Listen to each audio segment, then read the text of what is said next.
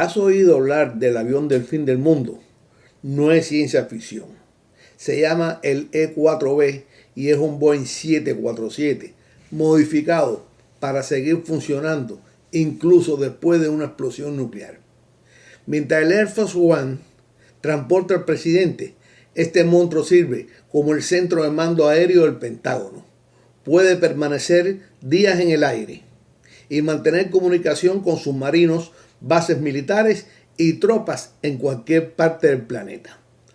Es un avión militar diseñado para servir como centro de mando aéreo en caso de guerra nuclear, ataques masivos o cualquier situación donde las instalaciones en tierra no sean seguras.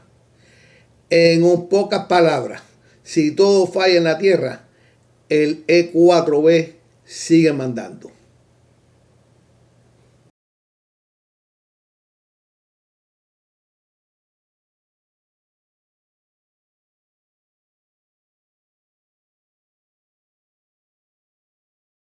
To survive a nuclear war.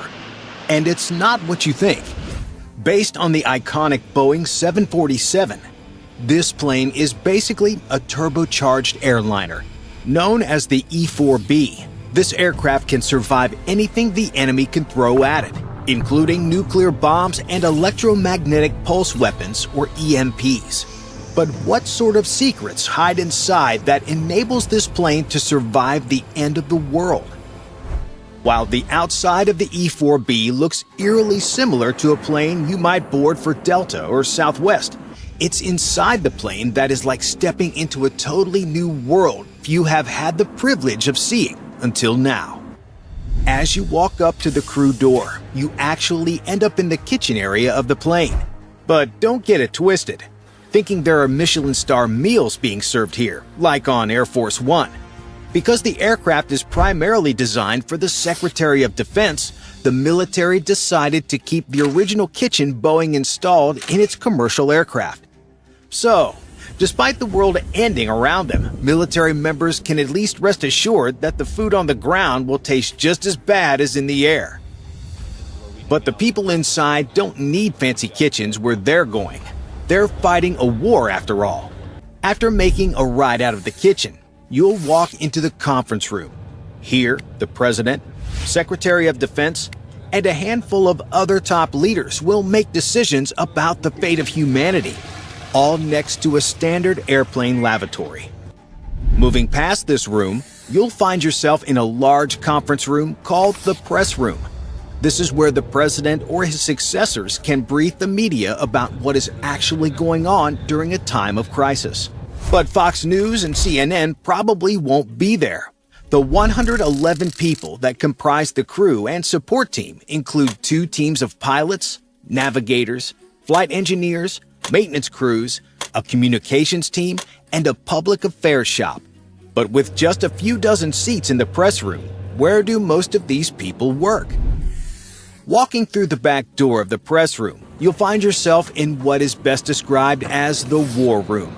Outfitted with the best computers 1980s money could buy, this 5,000 square foot office space is the final bastion of democracy from which the war will be fought.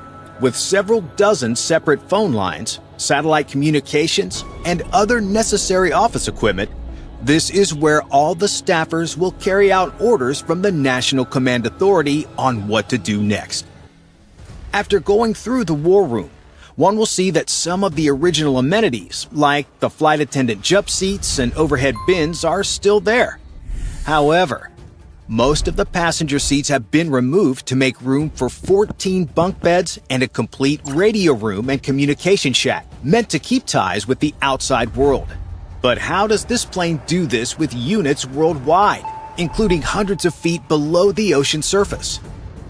Going down to the cargo bay, the Air Force transformed what used to be the storage for people's luggage into the key component of what makes the E-4B able to communicate with military units all over the world. While there is a ton of important equipment, like transformers and associated electrical equipment, but down there, the main piece of gear is the trailing wire antenna, or TWA. The TWA may look unassuming, but it is actually a crucial piece of equipment. Wrapped around a spool, there are around 5 miles of wire that an operator can pay out behind the aircraft. Once fully let out, the E-4B can then send ultra-low frequencies with wavelengths 2.5 times the diameter of the Earth. With this ability, the E-4B can easily communicate with Ohio-class ballistic missile submarines to launch a counterstrike, no matter how obliterated the mainland United States is. But with this aircraft being a souped-up civilian airliner, how has the military hardened it to survive the end of the world? In a world where everything is digital, including fridges, watches, and practically everything else in our daily lives, the E-4B stands out as being stuck in the 1980s. Think of it as the last working VCR in a world full of streaming devices. But why keep it this way? You must have missed it during our tour of the plane, but the windows are what look like mesh wiring. The mesh is just one of the various countermeasures the U.S. military has installed to ensure the airplane can survive an electromagnetic pulse, or EMP. During a high-altitude nuclear blast, the resulting explosion will release a ton of electromagnetic energy either through gamma rays, ionization of the atmosphere, or several other ways. These electromagnetic waves might not do much damage to human tissue, but they will wreak havoc on anything digital. This is because an EMP blast will result in huge current or voltage spikes that will overload an electrical system and basically fry it. By keeping all the equipment old school and analog, as well as other classified countermeasures like the mesh wrap, the E-4B is able to continue functioning even if the plane encounters this kind of threat. But what if the plane needed to stay up in the air? After all, if Russia was dropping nukes everywhere, all the available airfields would probably be toast too. Just like for EMPs, the Nightwatch has an answer for that as well. With a standard takeoff weight of around 800,000 pounds, the E-4B has enough fuel for about 12 hours of flying. So, how does this plane get a top-off at 30,000 feet in the air? Thanks to the extensive modifications by the Air Force, the E-4B can conduct what is known as aerial refueling. This incredibly dangerous operation involves coming within several dozen feet of an aerial tanker, like a KC-135. This is because the tanker will deploy what is known as a drogue. If you were sitting in the back of a KC-135 looking aft, you would see that the drogue is basically like a giant shuttlecock. As the receiving plane gets closer, you notice what looks like a giant arm sticking out of the front of the E-4B. However, this giant extendable boom is how the aircraft connects to the drogue to begin receiving fuel. The tanker begins pumping once the boom is firmly seated within the drogue.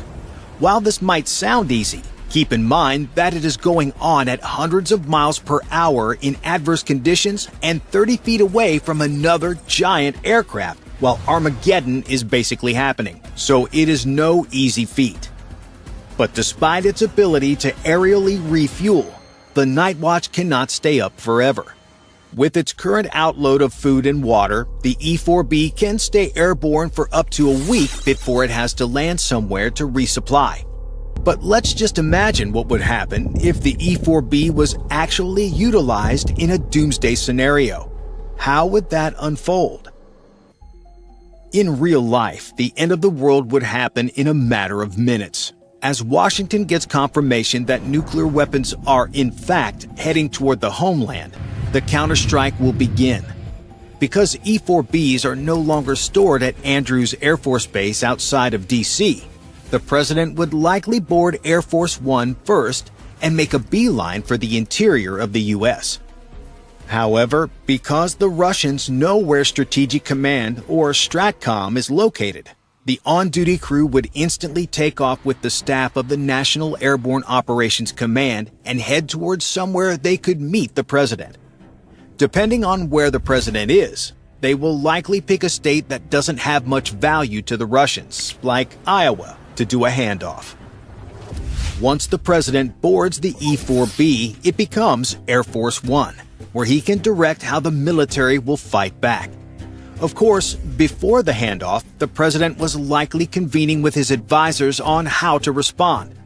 But in the event of a general nuclear attack, the only real option is retaliation. Ok. He regresado para decirle que este avión es real, que existe para cuando todo parece perdido. Mientras haya diálogo, ante que botones, razón antes que miedo y humanidad antes que poder.